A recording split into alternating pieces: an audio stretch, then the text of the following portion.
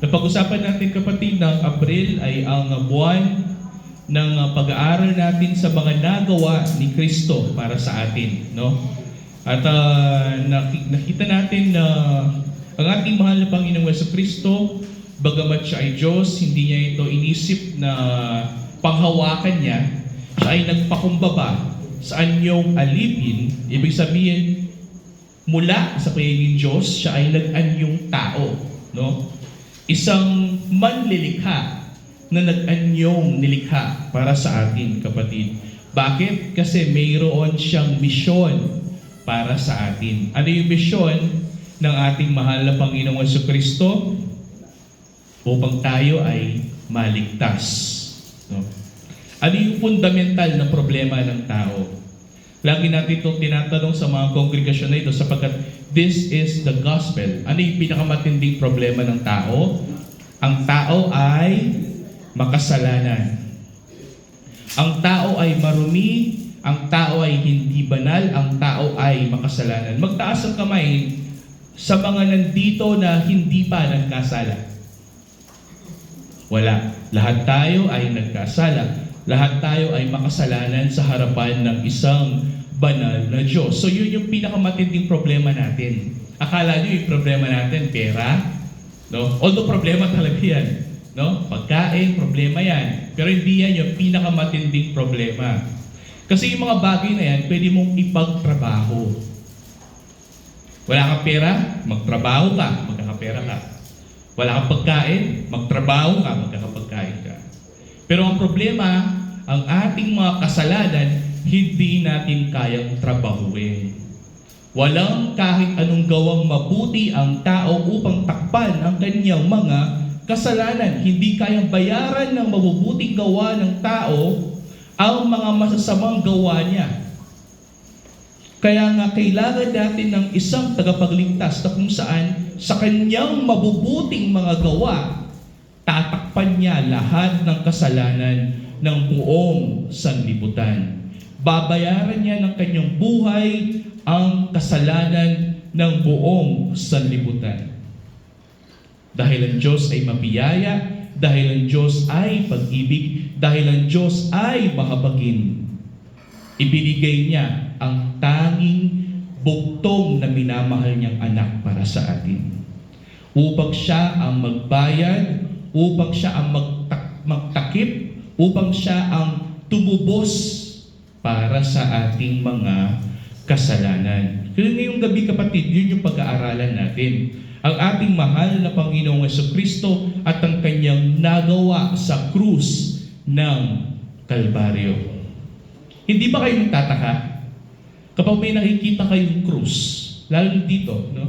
Wala ba tayong symbol of a cross? No? Actually, mahalaga na may symbol of the cross sa mga Christian churches. Pag may symbol of the cross sa isang church, isa lamang yung nirepresent niya yan, si Kristo. Very good. Sa mga ibang churches, mayroong cross, pero meron pa rin nakapako. Hindi ba? No? Pero sa mga Protestant churches, sa mga hindi or mga non-Catholic churches, makikita mo sa mga churches nila, cross na lang, wala nang nakapako doon. Why? Kasi He is already risen. Wala na siya doon. No? Although the symbol of the cross is our Lord Jesus Christ, pero wala na siya sa cross. No? Kaya ngayong gabi, ano ba yung nagawa ni Kristo sa krus ng Kalbaryo? Pag-aaralan natin ito at bakit nasabi niya doon sa krus ng Kalbaryo, it is finished. Ano ba yung natapos niya sa krus ng Kalbaryo? This is basic Christology, kapatid. Bibigyan ko kayo ng konting konteksto. Napag-aralan natin nung last Sunday ng ating mahal na Panginoong Kristo ay nabuhay muli. So ngayon magre-rewind tayo ng kaunti. Sabi ko nga, di ba, hihimay-himayin natin yung nagawa ni Kristo sa krus. Una, ano ba yung nagawa niya? Tapos pangalawa, yung tinatawag natin pampalubag loob. Siguro try natin i-discussion this Sunday.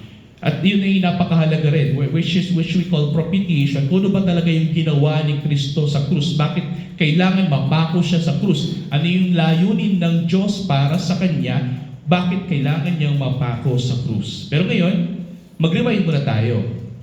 Nakapako si Kristo sa krus. Kung alam niyo yung Jesus story ninyo, sino yung may alam ng Jesus story nila? Nakapako si Kristo sa krus dahil siya ay nawawalan ng maraming dugo. Ano yung sinabi niya? Siya ay nauuhaw. Very good. So, sabi ni Kristo sa John chapter 19, sabi niya sa 28, pagkatapos ito, sapagkat alam ni Jesus na ang lahat ng mga bagay ay naganap na, ibig sabihin, natapos na niya ang kanyang ginagawa sa krus ng Kalbaryo, dahil dumanak na ang dugo sa krus ng Kalbaryo, at nabugbog na ang ating mahal na Panginoon sa krus ng Kalbaryo. Ibig sabihin, that is in fulfillment ng isang propesiya from Isaiah chapter 53. By His wounds, we are healed. Diba? By His wounds, we are healed. So, nabugbog ang ating mahal na Panginoon, puno siya ng sugat, ang kanyang dugo ay dumadaloy sa krus, no? Maraming nawawala ng dugo sa kanya. Upang maganap ang lahat ng bagay, ibig sabihin, upang maganap ang lahat ng propesiya na sinasabi na gagawin ng Mesaya o ng tagapagligtas, mayroong sinabi ang mahal na Panginoon na isang phrase na nag-uugat from the Old Testament. Ano yung sinabi niya? I am thirsty. Nauuhaw ako. Saan ito kinote ng ating mahal na Panginoong Jesucristo? Babalik tayo sa panahon ni Haring David. Sino may alam ng Psalms 23? The Lord is my shepherd, I shall not want. Before Psalms 23, mayroong Psalms 22. Sa Psalms 22, kapatid, kung babasahin mo lahat ng yan ang propesiya ng Mesaya. Kung ano yung gagawin sa kanya, ipapako siya sa punong kahoy, siya ay madidehydrate, siya ay babalaruhain ng kanyang bansa. Kaya nag-quote ang ating mahal na Panginoong Jesucristo. Bakit sinabi niyang nauuhaw siya? Kasi gusto niyang ipakita sa mga Hudyo na nanonood ng kanyang crucifixion, ng kanyang pagkapako sa krus, na siya ang tinutukoy ni David sa Psalms 22. Basahin natin. Sa Psalms 22:15, ang sabi dito, ang aking kalakasan, ang nagsasalita dito, kapatid, ay ang Messiah. The Messianic figure, tagapagligtas. Ang aking kalakasan ay natuyo na parang basag na banga. At ang aking dila ay dumidikit sa aking ngalangala, sa alabok ng kamatayan, ako'y iyong inihihiga. No? Ito ang ginagawa ng mismong mga Israelita sa kanilang tagapagligtas. Noong unang panahon sa Psalms 22, yan si David, kapatid. Ang mga Israelita ay nagagalit kay Haring David sapagkat si Haring David, akala nila hindi natutupad ni David ang kanyang tungkulin bilang hari. So marami nagre-rebelde kay Haring David. At ano yung kinote ng ating mahal na Panginoong Jesucristo? Mismo ang nararamdaman ni Haring David. Ang kanyang dila ay dumidikit na sa kanyang ngalangala. Sinong naranasan ng dehydrated dyan? Diba? Yung dila natin sobrang lagkit dahil tuyo-tuyo na yung lalamunan natin, dumidikit na sa ating ngalangala. So ang sinasabi ng ating mahal na Panginoong Jesucristo dito, kapatid, kung bakit nasabi niya na siya ay nauuhaw, sapagkat gusto niyang ipahiwatig sa mga Israelita na mga nandoon, mga Hudyo, na nagpapako sa kanya sa krus ng Kalbaryo, na kung ano yung ginawa ng mga Hudyo noong panahon ni David, ganun ang ginawa nila ngayon noong panahon ng ating mahal na Panginoong Jesucristo. Pinalahura ang kanilang hari. Ano nga ba yung nasa taas ni Kristo? Inri. No? Ano ibig sabihin ng Inri?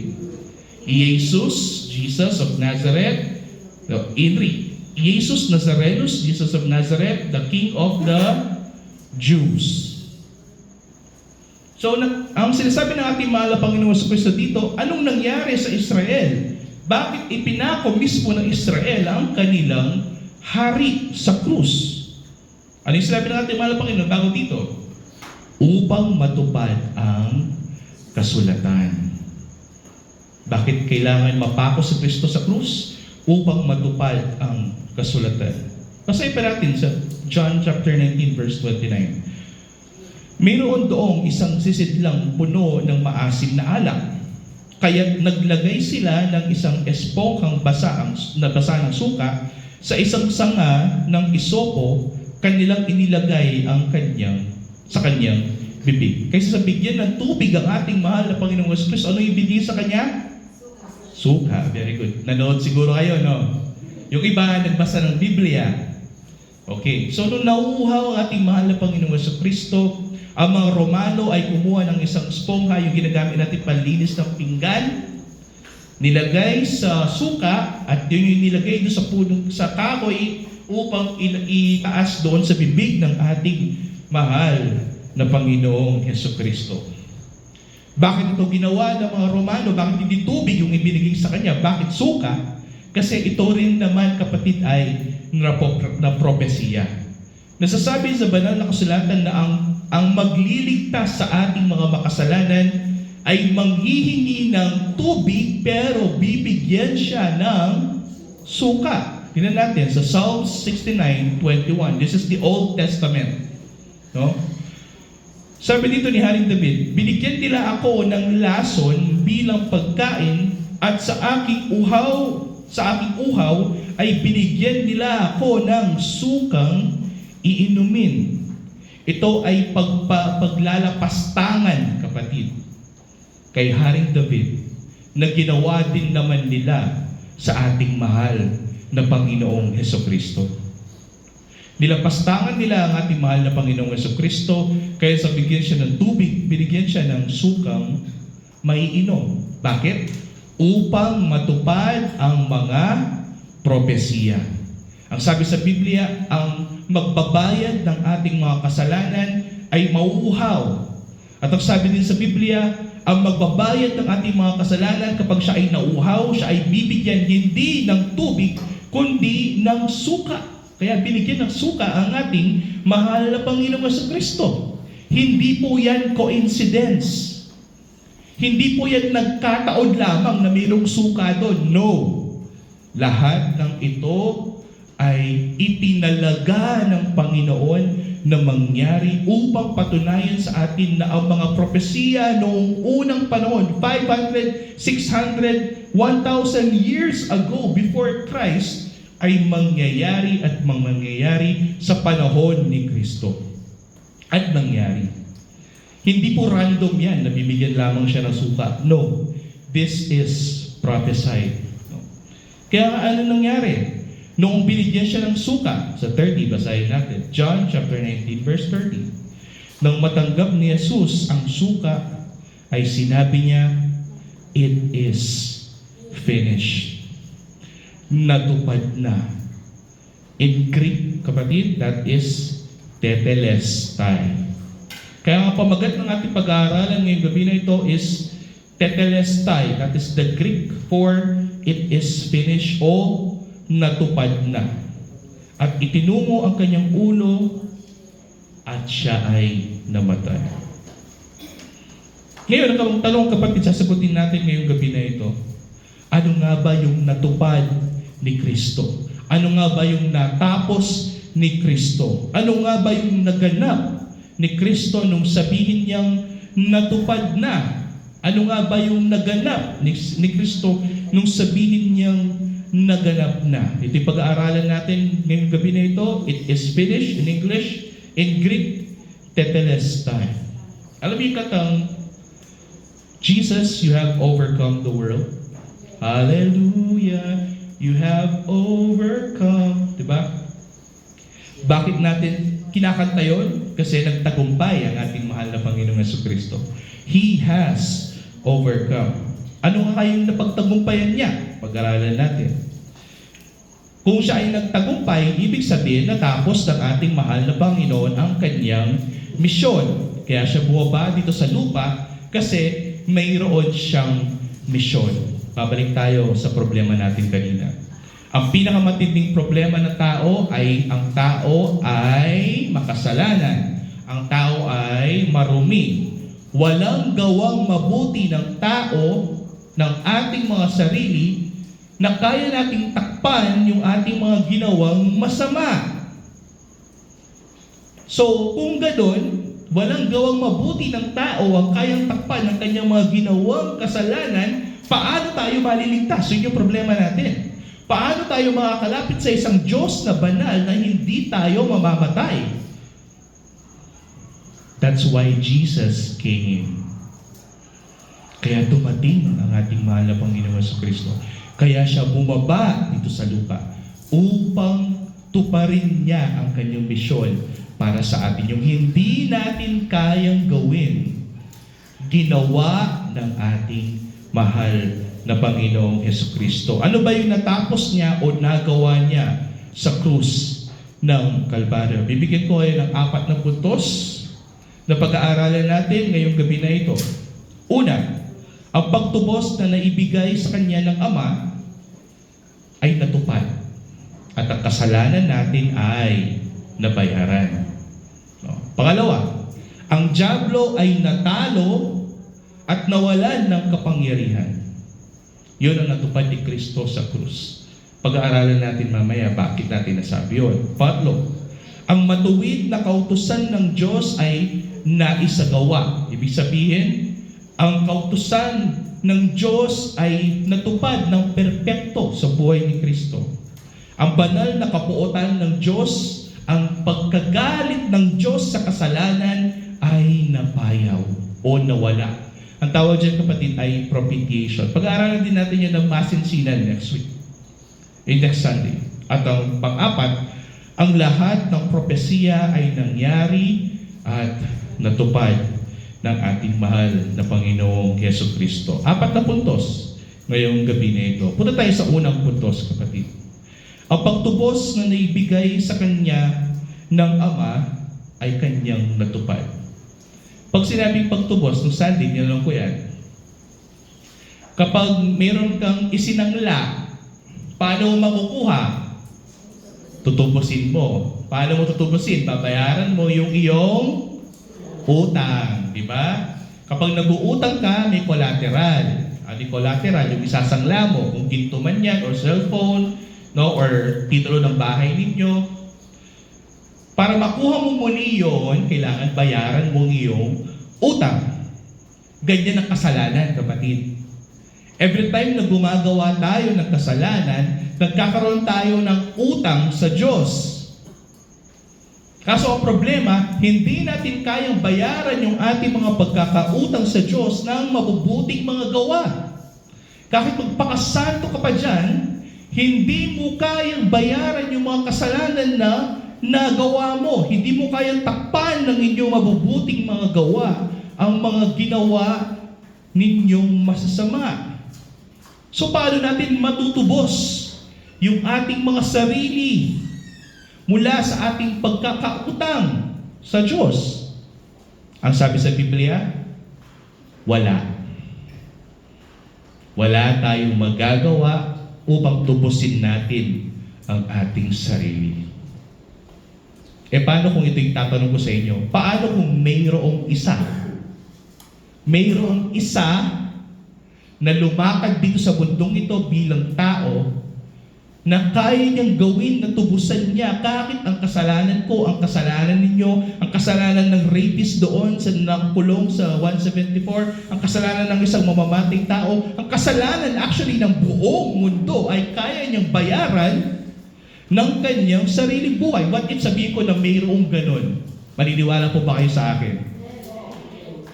What if sabihin ko yung taong yon na magbabayad ng ating mga kasalanan na kaya niyang bayaran ng sarili niyang buhay ay totoong nabuhay at lumakad sa mundong ito? Naniniwala po ba kayo doon?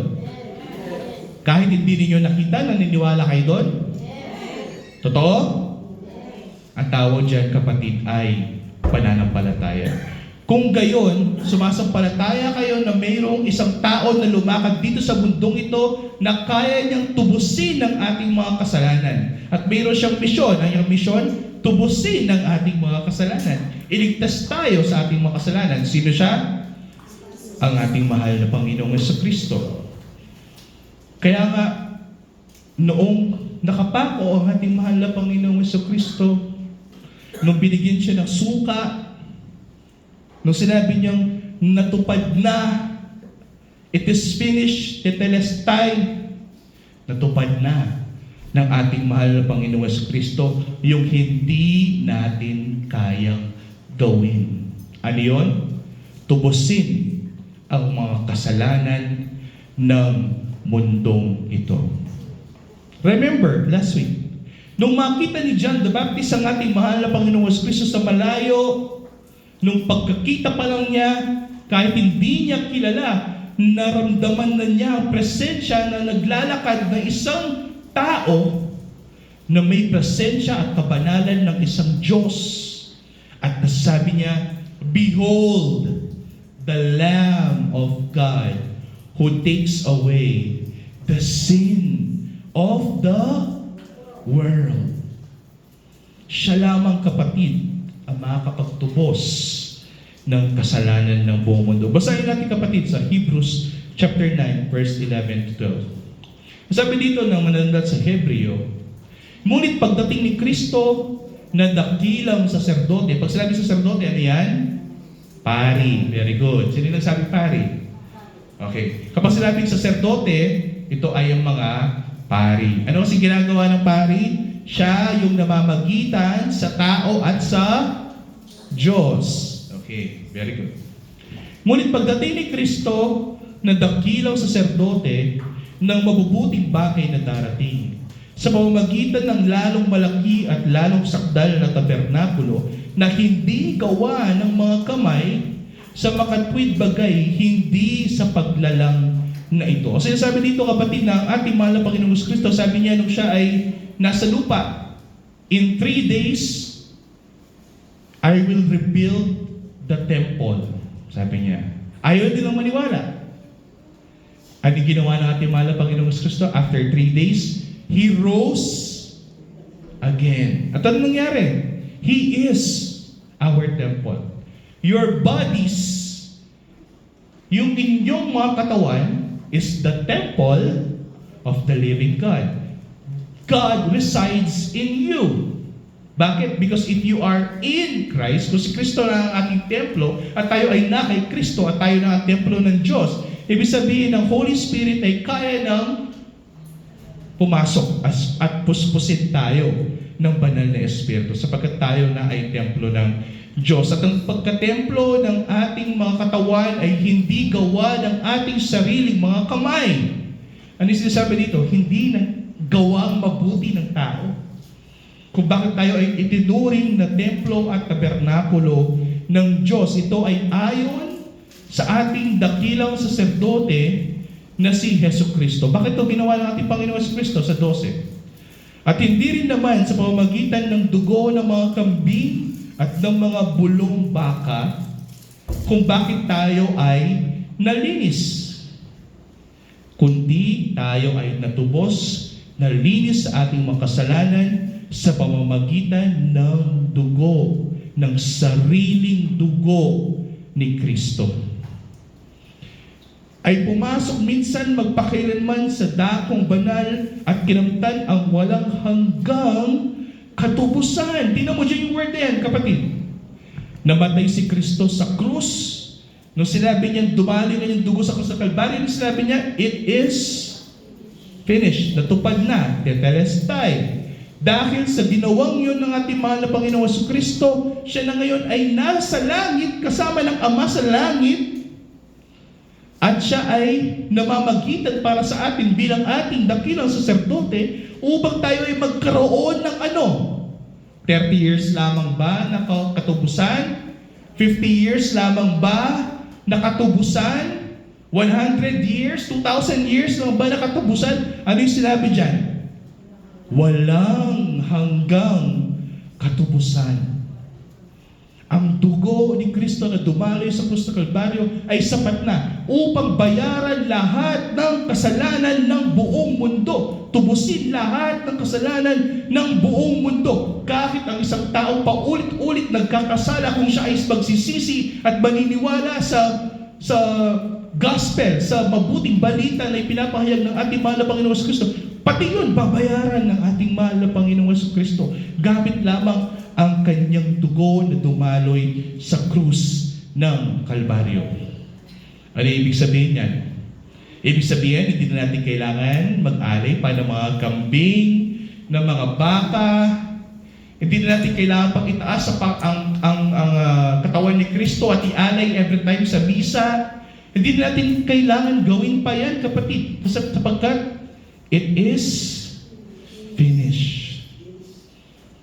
Bibigyan ko yun ng konting konteksto. Bakit ito mahalaga? Kasi mayroon pong mga Kristiyano na dinaragdagan nito. Na sinasabi na kahit inubos na tayo ni Kristo, kung hindi mo pa rin ipapagtrabaho ang iyong kaligtasan ng iyong mga mabubuting mga gawa, hindi ka maliligtas. Ibig sabihin, kulang.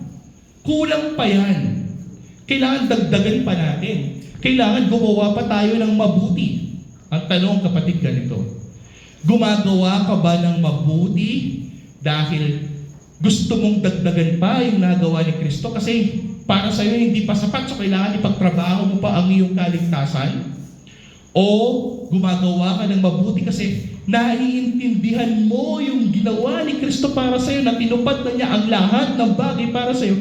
Kaya ka gumagawa ng mabuti para sa ikakaluwalhati ng ating Panginoong Jesucristo, na makita ng buong mundo na ikaw ay binago niya.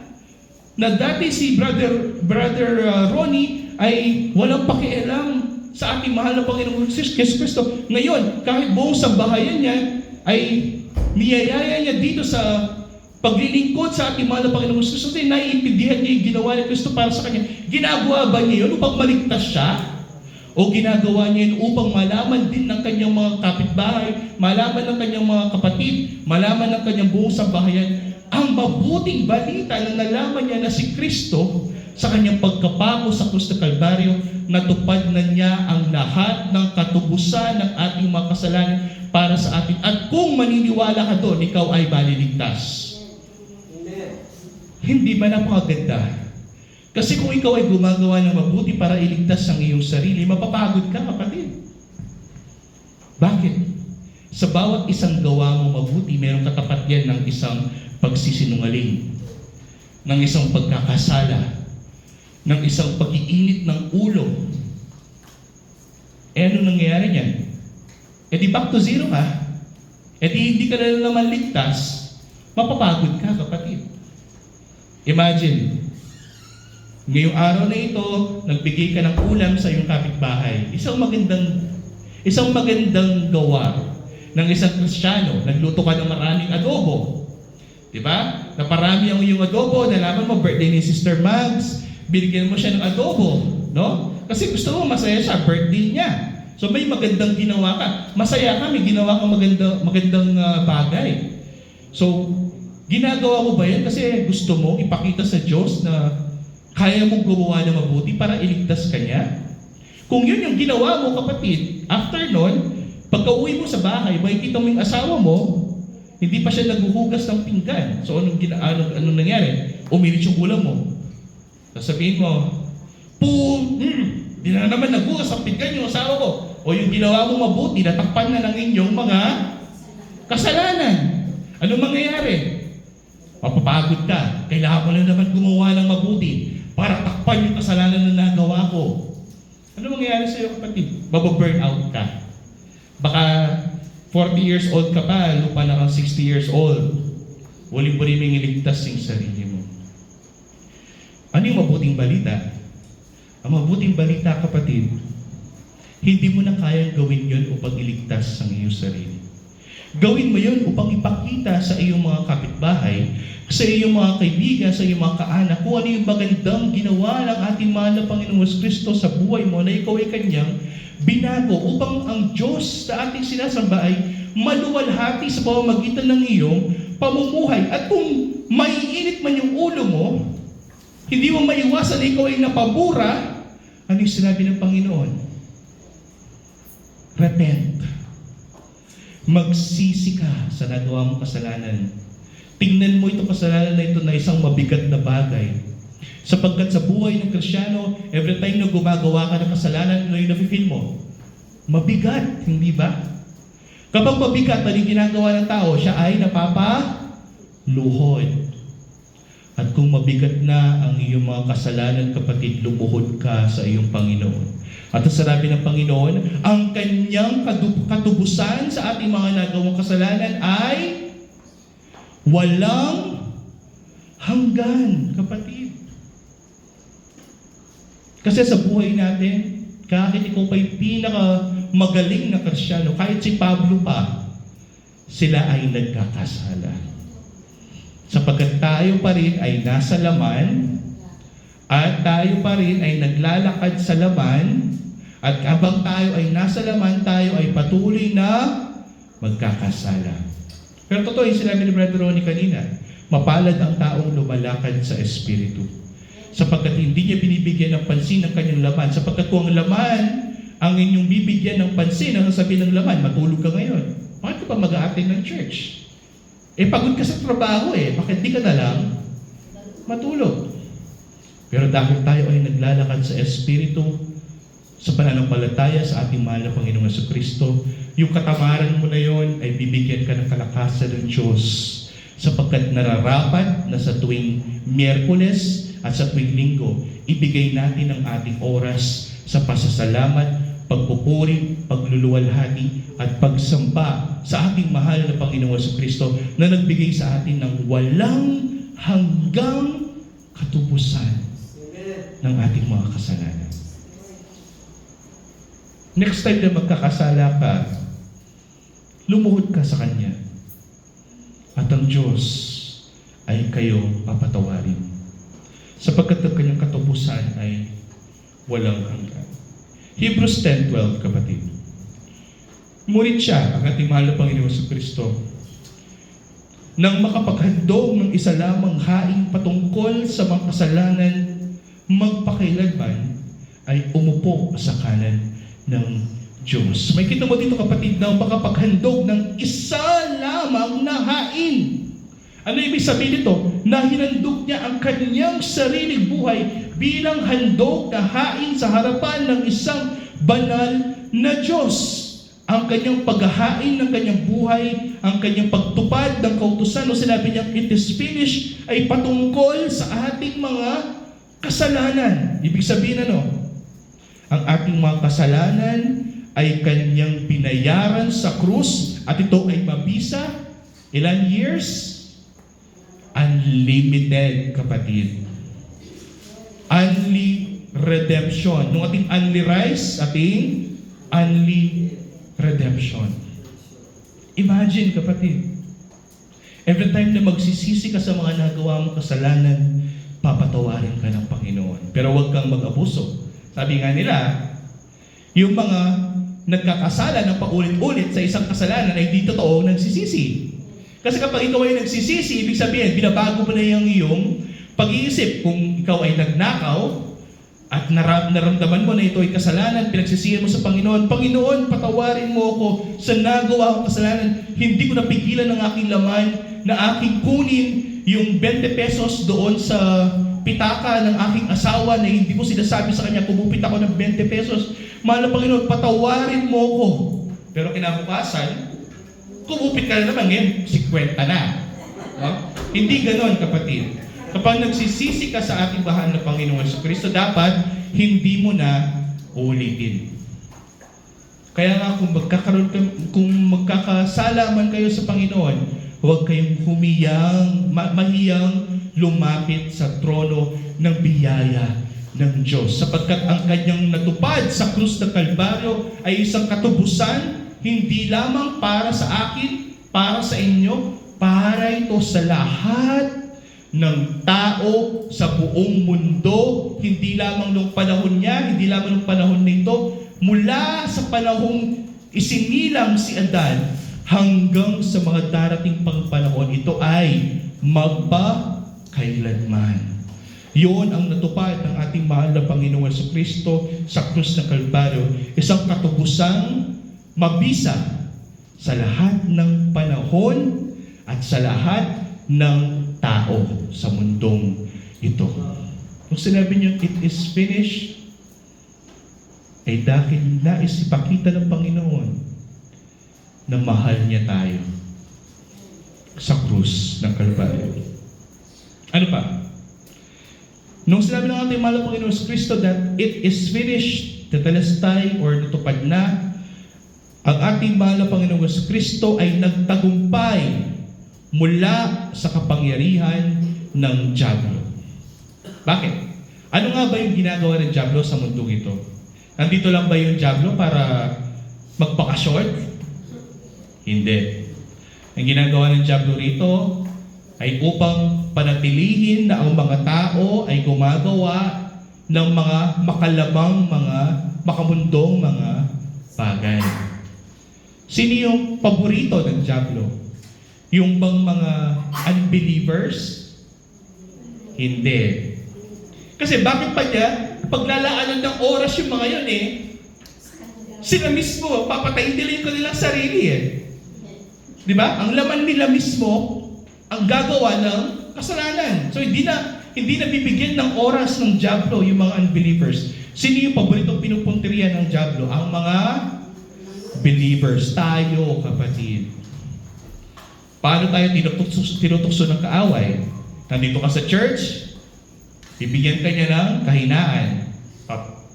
Papaypayin niya yung mata mo, papatulugin ka niya, bibigyan ka niyang konting attention span, may pagkwentuhan ka sa iyong katabi, or sasabihin niya sa'yo, mag-cellphone ka na lang, huwag ka na lang makinig. Tayo ang paboritong pinupunteriya ng dyablo. Bakit? Kasi nais niyang ipakita, nais niyang ipabatid sa Diyos na mayroon pa rin siyang kapangyarihan sa mundong ito.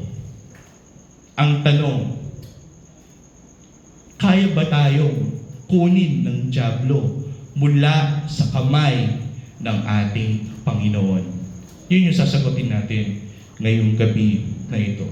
Sa Hebrews chapter 2 verse 14, ang sabi dito, kapatid, baka natataka kayo, bakit puro Hebrews? Well, kasi ang book of Hebrews ay libro na isinulat tungkol lamang sa ating mahal na Panginoon Kristo. Hindi ito tungkol sa Ama, hindi ito tungkol sa Espiritu Santo, ito ay tungkol lamang sa ating mahal na Panginoong Kristo. Sino ba talaga siya? At ano ba talaga ang ginawa niya para sa atin? At makikita mo dito, kapatid, sa Hebrews chapter 2 verse 14, dahil sa ang mga anak ay mga may bahagi sa laman at dugo, siya na may gayon ding nakapabahagi sa mga ito, upang sa pamamagitan ng kamatayan ay kaniyang malipol yaong may paghahari sa kamatayan, sa makatwid bagay ay ang dyablo.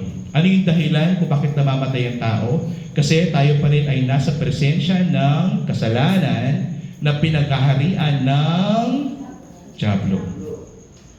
Hanggat nandiyan dyablo, hanggat nandiyan ang kasalanan, tayo ay mamamatay. No?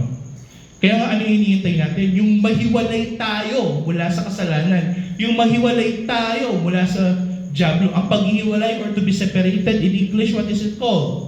Being holy. Very good. Kaya tayo pinapabanal ng Panginoon, inihiwalay tayo sa mga bagay na yan upang pagdating ng panahon, during the glorification, 100% na mahihiwalay na tayo sa kamatayan at sa kasalanan. Ang tanong, ang pinakamakapangyarihan dyablo sa lahat ay ang dyablo na nakakapagbigay ng kamatayan. Hindi ba? Yun yung pinakamatinding problema natin. In our flesh, tayo pa rin ay namamatay. Di ba? Lahat tayo takot sa kamatayan? Yes. Aminin ba natin o hindi? Pero, kung tayo ay na kay Kristo, dapat hindi na tayo natatakot sa kamatayan. Kasi ang kamatayan, kapatid, ang kapangyarihan ng dyablo. Dito tayo tinatakot ng dyablo. Dito tayo tinutukso ng dyablo. Dito tayo kinukuha ng dyablo. Kaya nga ano sinabi sa Bible? 365 times, ano sinabi sa Bible? Fear not. Huwag kang matakot. Kasi every time na matatakot ka, doon ka pupuntiryahan ng dyablo. Ano yung kinakatatakutan natin? Lagi ang kamatayan. Ngunit dahil sa ating mahal na Panginoong Jesucristo, sa kanyang nagawa sa krus ng Kalbaryo, napagtagumpayan niya ang dyablo at napagtagumpayan niya ang kapangyarihan ng dyablo, which is ang kamatayan. Paano natin nalaman ito? Kasi on the third day, very good, napag-aralan natin yan. Napagtagumpayan ng Diyos kahit ang kapangyarihan ng dyablo na siya ay nabuhay muli sa ikatlong araw. Sa 1 John chapter 3 verse 8, sabi dito, ang gumagawa ng kasalanan ay sa dyablo, sapagkat buhat pa ng pasimula ay nagkakasala ang dyablo. So kung gumagawa ka pa rin ng kasalanan at wala ka kay Kristo, ikaw ay sa dyablo. Dalawa lang yan. Pipili ka lang. Saan ka ba talaga? Totoo. Kay Kristo o sa dyablo? Diba? Kung ikaw pa rin ay nagkakasala hanggang sa mga oras na ito, kahit pinagsisihan mo, pwede mo pa rin binabalikan, well, isipin mo baka ikaw ay sa dyablo. Pero tingnan mo kung ang sinasabi ni Juan dito. Sa bagay na ito'y nahayag ang anak ng Diyos. Naibigay sa atin ang anak ng Diyos. Ipinakita ng Diyos ang kanyang bugtong na anak para sa atin. Bakit? Upang iwasak ang mga gawa ng dyablo. Bakit? Kasi kung ikaw ay na kay Kristo at naniniwala ka sa mga nagawa ni Kristo sa krus, na napalataya ka kay Kristo sa krus, kahit ang kamatayan ay hindi na makakapaghiwalay pa sa iyo mula sa pag-ibig ng Diyos. Romans chapter 8. Kaya hindi tayo natatakot kahit sa kamatayan, di ba? Sinasabi ko nga, nung matay akong manyaman. Bakit? Ulibalo ko yung kaladwa ko, makaangklaya kang Kristo. Kabate ako, nuno ka rin yamanin ka na akong gino. Kaya tako. Diba? It is incumbent upon a man that once he dies, his soul comes into the presence of Christ. Coram Deo. In the presence of God. Kaya kahit mamatay tayo, to die is gain o pakinabang pa sa atin. Sabi nga ni Pablo, nagdadalawang isip ako, sabi ni Pablo. Kasi okay lang sa akin na mamatay ako eh. Kasi alam ko, pag namatay ako, dediretso na ako kay Kristo. Kaso yung iiwanan ko, paano sila? Sabi niya. At doon niya sinabi, for to me to live is Christ, and to die is gain. Why? Dahil kahit ang kamatayan pa, kahit mamatay ka pa, hindi ka kayang ihiwalay ng dyablo mula sa pag-ibig ng ating mahal na Panginoong Jesucristo. Kahit mamatay ka pa. Sabi nga ng iba, pag namatay ako, ano kaya mangyayari sa akin? Well, kung ikaw ay na kay Kristo, pupunta ka kung saan ba ng iyong Panginoon. Alam mo yung angkla sa barko, yung anchor, na binababa sa barko para kapag nasabit na yung bakal na yun sa ilalim ng dalampasigan, ay hindi na aalis pa sa pwesto yung barko. Ibig sabihin nakasabit na doon. Ang ating mga kaluluwa kung tayo ay na kay Kristo, ay nakaangkla sa Kanya. Upang pagdating ng panahon kung ang ating kaluluwa ay hihiwalay mula sa katawang ito, tayo ay dederecho sa ating mahal na Panginoon. Kaya kahit kamatayan, ay napagtagumpayan na natin. In Christ alone, my hope is found. Sa pinakaulit, no guilt in life, no fear in death. This is the power of Christ in me. Bakit? Sapagkat napagtagumpayan na ng Panginoon kahit ang dyablo at ang kamatayan sa krus ng Kalbaryo. Ano yung patunay nun? On the third day, very good. Pangatlo, ang matuwid na kautusan ng Diyos ay naisagawa ng ating mahal na Panginoon. Ang banal na kapuotan ng Diyos ay napayaw sa krus. ng Kalbaryo. Ano yung dahilan kung bakit napako ang ating mahal na Panginoong Jesus sa krus ng Kalbaryo? Kasi naiintindihan niya na kanyang Ama sa langit ay galit at napopoot sa mga makasalanan. Bakit ang ating mahal na Panginoong Kristo na hindi makasalanan ang siyang napagbuhusan ng galit ng Diyos? Kasi, kapatid, yon ang kanyang misyon. Kaya nga sinabi niyang, it is finished.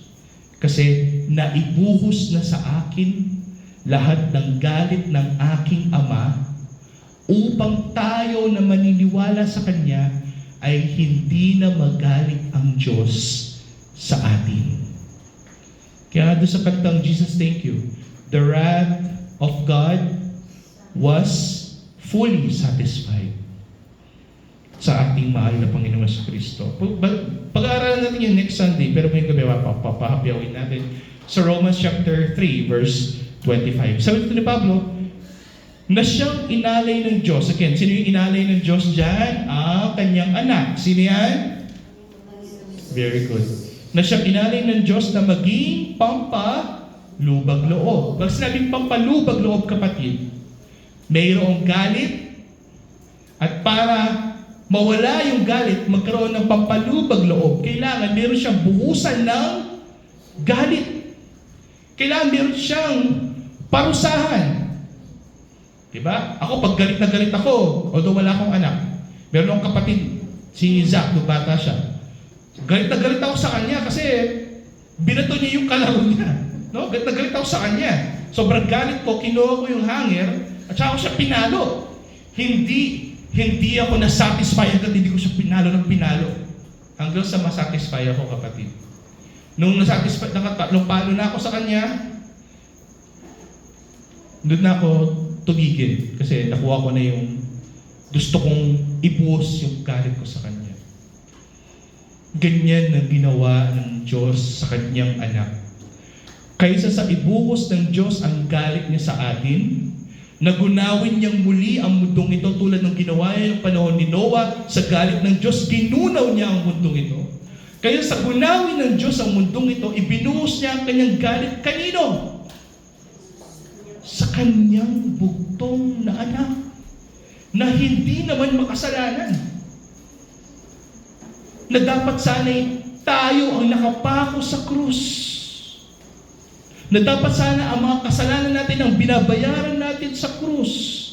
Pero ang ating mahal na Panginoong Kristo ang humako ng ating mga kasalanan. Ang siyang sumalo ng galit ng Ama sa langit. Kaya sabi dito sa Romans chapter 3 verse 25, na siyang inilagay ng Diyos, itinakda ng kanyang anak ang sasalo ng kanyang galit, na siya'y naging pampalubag loob para sa Diyos sa pamamagitan ng pananampalataya sa kanyang dugo, upang maipakilala ang kanyang katuwiran dahil sa hindi pagpansin sa mga kasalanan na nagawa ng nagdaang panahon sa pagpapahinuhod ng Diyos. Ginawa ito ng Diyos sa ating mahal na Panginoong Jesucristo upang ipaintindi niya sa atin na ang katuwiran ni Kristo ang siyang dahilan kung bakit tayo mayroong katuwiran ngayon sa harapan ng isang banal na Diyos, na hindi na galit ang Diyos sa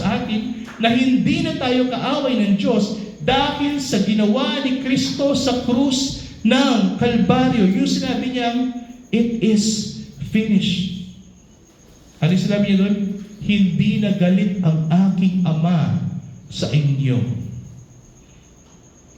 Kaya sa Romans chapter 5, sabi dito, therefore, being justified by faith, sa pamamagitan ng pananampalataya at sa dugo ni Kristo, we have what? Peace with God. Ibig sabihin, hindi na galit ang Diyos sa atin, peace na tayo. Imagine that, kapatid.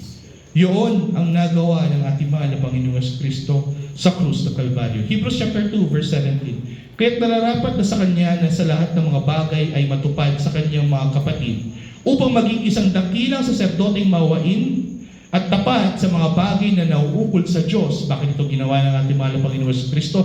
At bakit ito ginawa ng Ama sa Langit na siya ay maging ating dakilang saserdote? Upang gumawa ng pampalubag loob patungkol sa mga kasalanan ng bayan. Pag-aaralan natin closely yan next Sunday. Kasi ang ginagawa ng saserdote, mag-aalay siya ng tupa sa tabernakulo ng Diyos at yung galit ng Diyos ay ibubuhos doon sa tupa na iyon, susunugin, papatayin, para yung galit ng Diyos ay mawala sa Israel at mabaling doon sa tupa.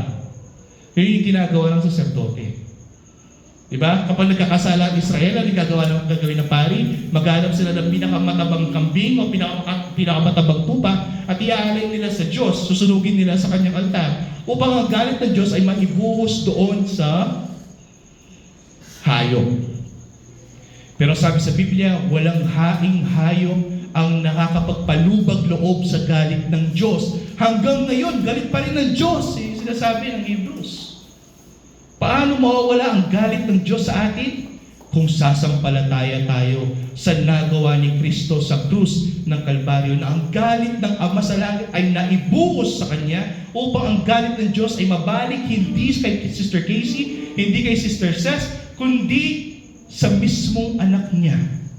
Isaiah 53. He was crushed and He was bruised. And this punishment, itong kaparusahan, is what brought us what? Peace. Ito nabigay sa atin ng kapayapaan. Ang Diyos ay hindi nagalit, ang Diyos ay mapagpahinuhod na sa atin. 1 John 2:2. At siya ang pampalubag loob sa ating mga kasalanan, at hindi lamang sa ating mga kasalanan, kundi sa kasalanan ng buong sanlibutan. 1 John 4:10. Narito ang pag-ibig. Hindi sa tayo'y umibig sa Diyos, kundi siya ang umibig sa atin. No? At sinugo ang kanyang anak na pampalubag loob sa ating mga kasalanan. Siya ang inialay sa altar para sa atin. Siya ang binuhusan ng galit upang hindi magalit ang Diyos sa atin.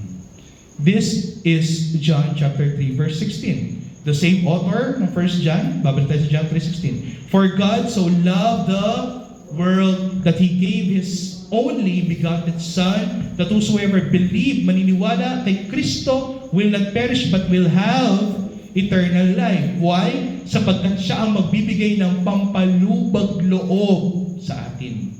Therefore, by faith in Christ, sa pag-ibig at pananampalataya natin sa ating mahal na Panginoon Kristo, we have peace with God. And last, ang lahat ng propesiya sa Old Testament ay nangyari at natupad na ng ating mahal na Panginoong Kristo. Ephesians chapter 2 verse 8. Sabi dito, sapagkat sa biyaya kayo'y nangaligtas sa pamamagitan ng pananampalataya. At ito'y hindi sa iyong sarili, ito'y kaloob ng Diyos. Hindi sa pamamagitan ng mga gawa upang ang sinuman ay huwag magpapuri.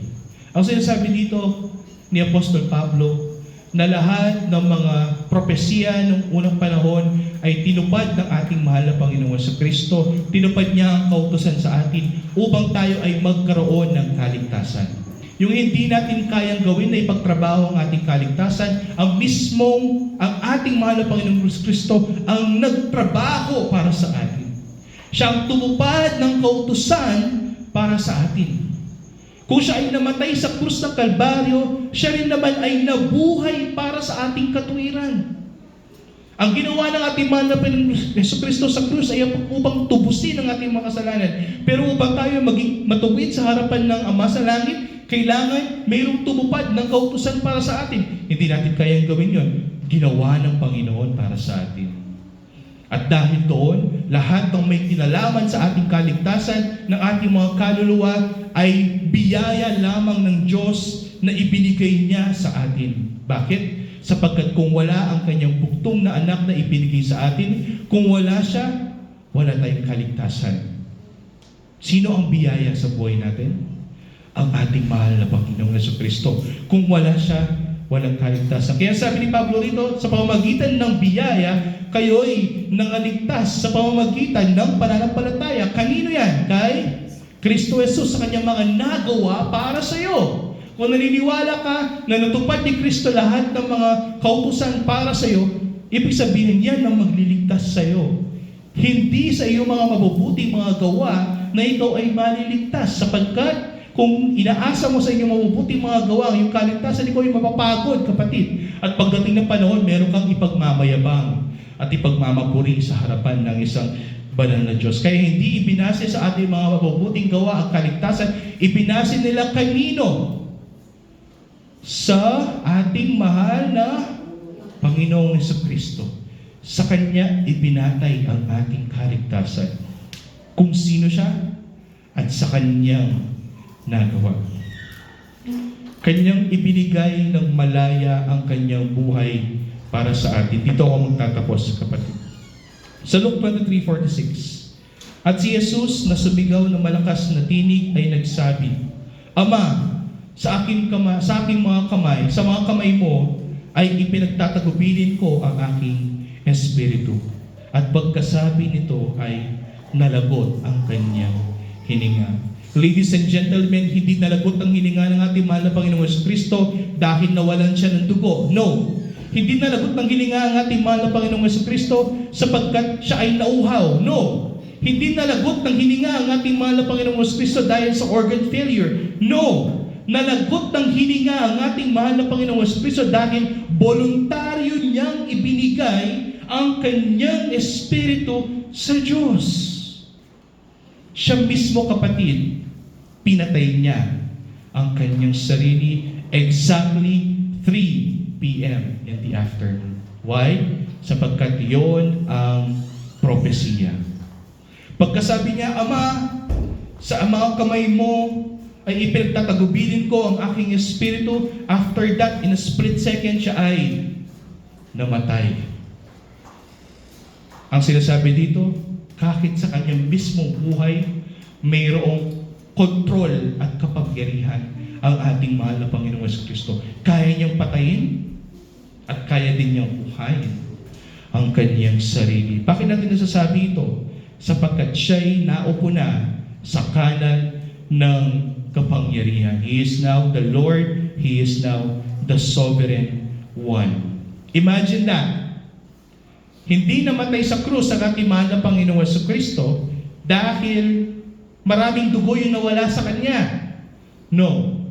Namatay sa krus ang ating mahal na Panginoong Jesucristo dahil voluntaryo niyang ibinigay ang Kanyang buhay para sa atin. Voluntaryo yan, kapatid. Libre niyang ibinigay ang Kanyang buhay para sa atin. Sa kanyang kamatayan sa krus, nagkaroon tayo ng buhay. Ang kamatayan ni Kristo ang nagbigay sa atin ng buhay. Yun yung parallelism ng cross. His death is our life.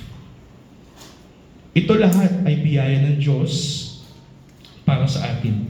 At napagtagumpayan lahat ito ng ating mahal na Panginoong Jesucristo. Galatians 2:20. Ako'y napako sa krus, ang sabi ni Pablo, nakasama si Kristo. At hindi na ako ang nabubuhay sa aking laman at sa aking buhay, kundi si Kristo na ang nabubuhay sa akin. At ang buhay na ikinabubuhay ko ngayon sa laman ay ikinabubuhay ko sa pamamagitan ng pananampalataya. Kanino? Pananampalataya sa anak ng Diyos na sa akin ay umibig at kanyang ibinigay ang kanyang sarili para sa akin, dahil sa akin. Ang willingness ng ating mahal na Panginoong Jesucristo na ibigay ang kanyang buhay exactly 3 p.m. para sa inyo ay ang kanyang tinupad sa krus ng Kalbaryo. Nung sinabi niyang, it is finished, sinasabi niya sa atin, huwag ka nang mag-alala. Natupad ko na ang lahat para sa iyo, upang hindi ka na mapagod pa na iligtas mo ang iyong sarili. Ano sabi ng Panginoon? Magsiparito kayo sa akin. Kayong lahat na napapagal na at nabibigatan sa inyong mga buhay. at kayo ay aking pagpapahingayin. Bakit?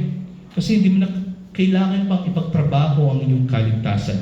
Nagawa na ni Kristo yon para sa iyo. Natupad na ni Kristo yon para sa iyo. It is finished. Hindi mo na kailangan pang dagdagan pa yan, kapatid. It is finished.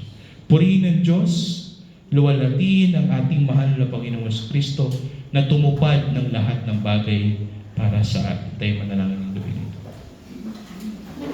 Ama, maraming salamat at ibinigay mo ang iyong buktong na anak para sa amin. Ama, alam namin na ikaw ay napupuot sa mga makasalanan. Ngunit dahil sa nagawa ng aming mahal na Panginoong Jesucristo sa krus, ang iyong galit ay ibinuhos mo sa iyong buktong na anak. Napakagandang biyayang ito, O Diyos, na aming tinanggap. Na bagamat dapat sana'y kami ang napaparusahan, ngunit pinurusahan mo ang iyong banal na anak para sa amin. Upang kami ay magkaroon ng katubusan sa aming mga kasalanan at hindi kami mapahamak dahil sa aming mga kasalanan. Bagkus magkaroon kami ng katubusan sa pamamagitan ng mga nagawa ng aming mahal na Panginoong Jesucristo na mabisa para sa lahat ng tao at mabisa magpakailanman. Maraming salamat, O Diyos, sa dakilang biyaya na ito. At sa aming pagtatapos ngayong gabi na ito, mahal na Panginoon, sa pag-aaral ng mga banal na salita, marapatin mo na bawat isa dito, ipuspusin mo ng iyong banal na Espiritu, na nawa maintindihan namin na lubos itong nagawa ng aming mahal na Panginoong Jesucristo para sa amin. At mangyari nawa ang iyong mga pangako sa lahat ng mga sumasampalataya kay Kristo ngayong gabi na ito. Iti sa aming dalangin sa opering pangalan ni Jesus. Tayo po umawit ng isang awitin bago po tayo magtapos ngayong gabi na ito.